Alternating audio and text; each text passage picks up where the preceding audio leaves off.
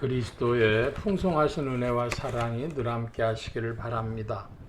오늘 이 아침에는 사도행전 제9장 32절로 43절 생명의 삶 큐티 7월 12일자 말씀입니다.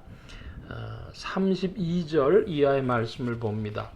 때에 베드로가 사방으로 두루 행하다가 루다에 사는 성도들에게도 내려갔더니 거기서 애니아라는 사람을 만나매 그가 중풍병으로 상위에 누운 지 8년이라. 베드로가 가로되 애니아야, 예수 그리스도께서 너를 낫게 하시니 일어나 네 자리를 정돈하라 한데 곧 일어나니 루다와 사론에 사는 사람들이 다 그를 보고 주께로 돌아가니라.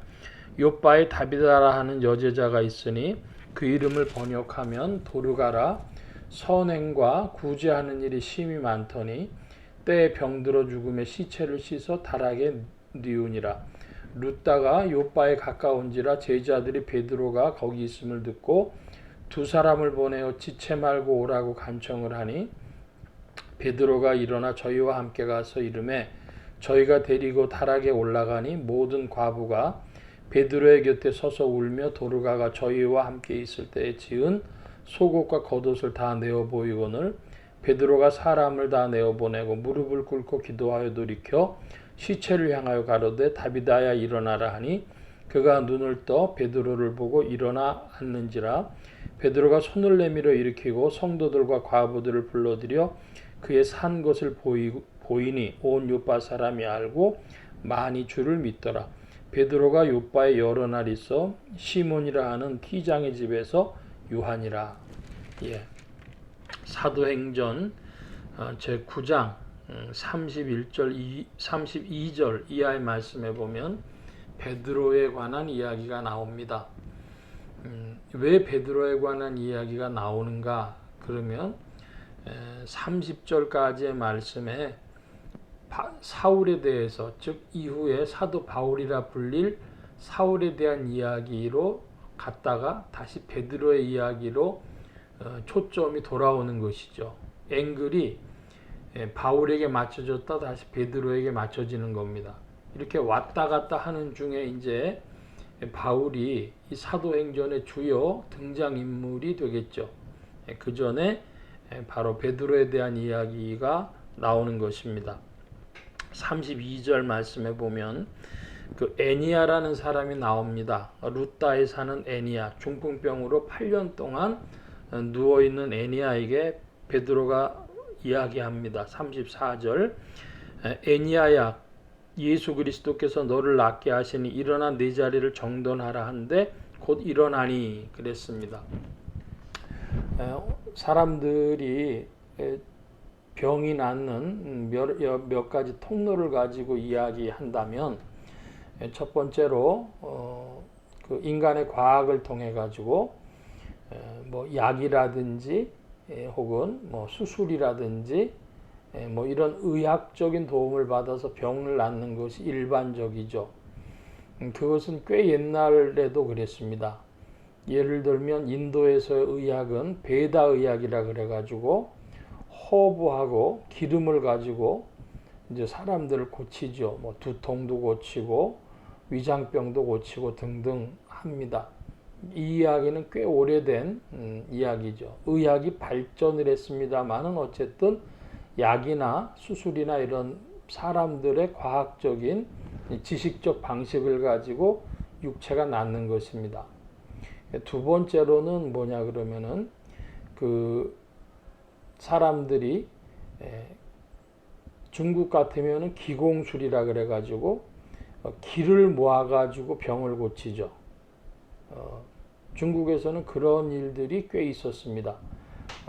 우리나라에서도 1960, 70년대까지도 지방에 가보면 흔히 말하는 돌팔이라 그러는 사람들이 여관에 방을 잡아놓고 소문을 냅니다. 무슨 도사님 오셨습니다. 그럼 사람들이 거기를 가요.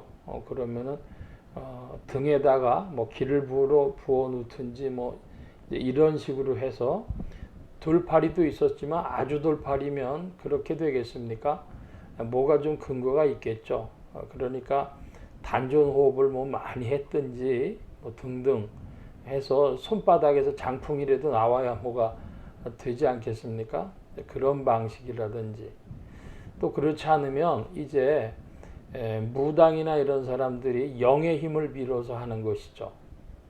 그런데 이 세 가지는 다 사람들이 하는 일입니다.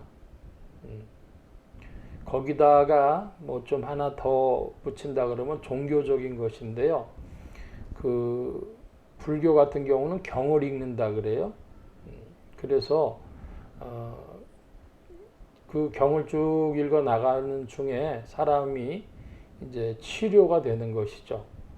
그런데 무식한 귀신은 그 경을 읽어도 못 알아듣는다 그런 말이 있어요. 그러니까 그 사람들이 병을 고치는 방식이 과학으로 고치든지 무슨 기공술로 고치든지 혹은 무속이나 종교의 힘을 빌어 고치든지 그러는 것이죠.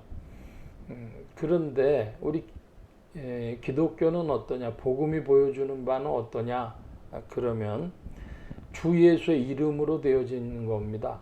그러니까 무슨 기공을 하기 위해서 10년, 20년 애쓴 것이 아니고 주의 이름으로 주 예수 그리스도께서 너를 낫게 하시니 베드로가 주님께서 낫게 하시는 그런 성령의 감동을 받았겠죠.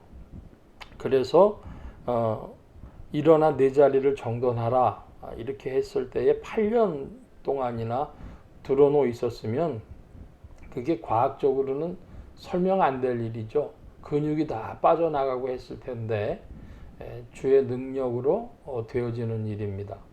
우리가 베드로가 한 일은 주의 능력으로 한 일들이었지 그 성전 비문에 안진뱅이 일으킬 때도 그랬고 지금 중풍병자 애니아를 고칠 때도 그랬고 다 주의 이름으로 하는 것입니다.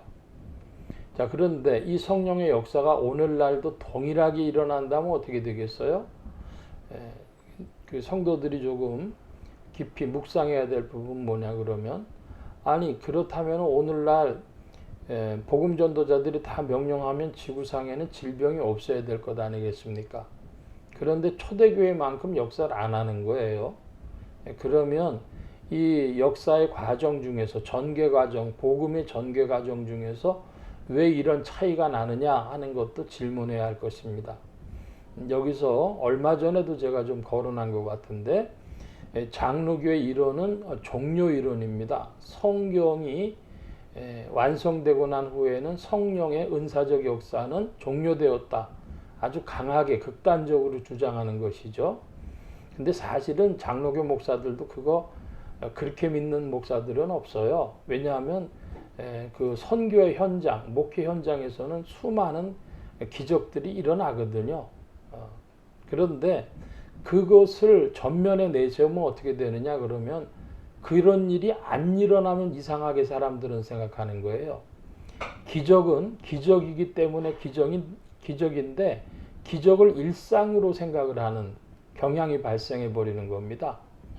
예수 이름 부르면 나야지. 중풍병자 8년짜리도 낫는데 나야지. 이게 오늘의 현실이라고 생각할 수 있는 겁니다. 그렇지 않고 성령의 역사하심이 그 시대를 따라서 유동해 왔다.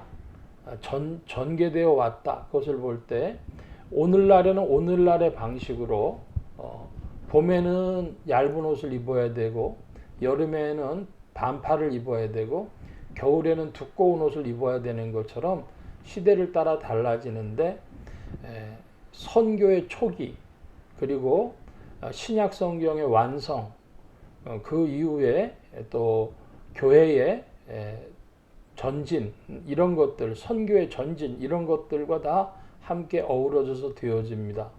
한국교회가 흔히 은혜 받았다고 하는 1960년대 70년대 이럴 때는 기적도 많이 나타났죠.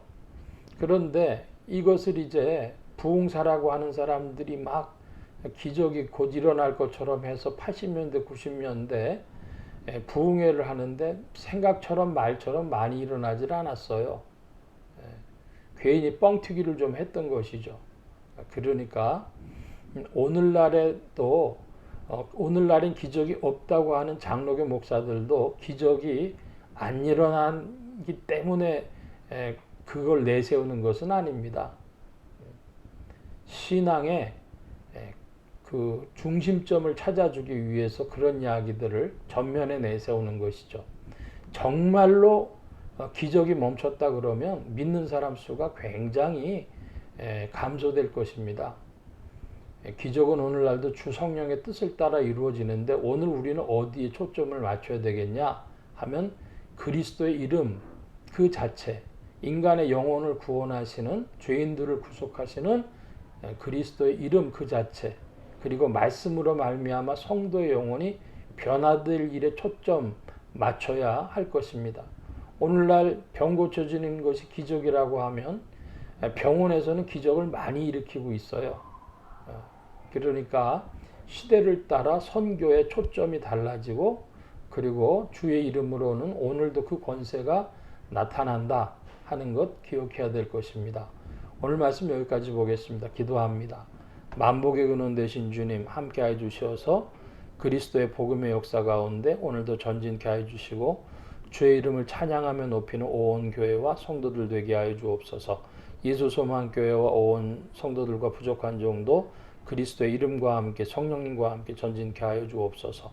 도우심 구하며 감사하며 의지하올 때에 예수 그리스도의 이름으로 기도하옵나이다. 아멘. 하늘에 계신 우리 아버지여, 이름이 거룩히 여김을 받으시오며 나라의 임하옵시며 뜻이 하늘에서 이루어진 것 같이 땅에서도 이루어지이다. 오늘날 우리에게 일용할 양식을 주옵시고 우리가 우리에게 죄 지은 자를 사하여 준 것 같이 우리 죄를 사하여 주옵시고 우리를 시험에 들게 하지 마옵시고 다만 악에서 구하옵소서. 대개 나라와 권세와 영광이 아버지께 영원히 있사옵나이다. 아멘.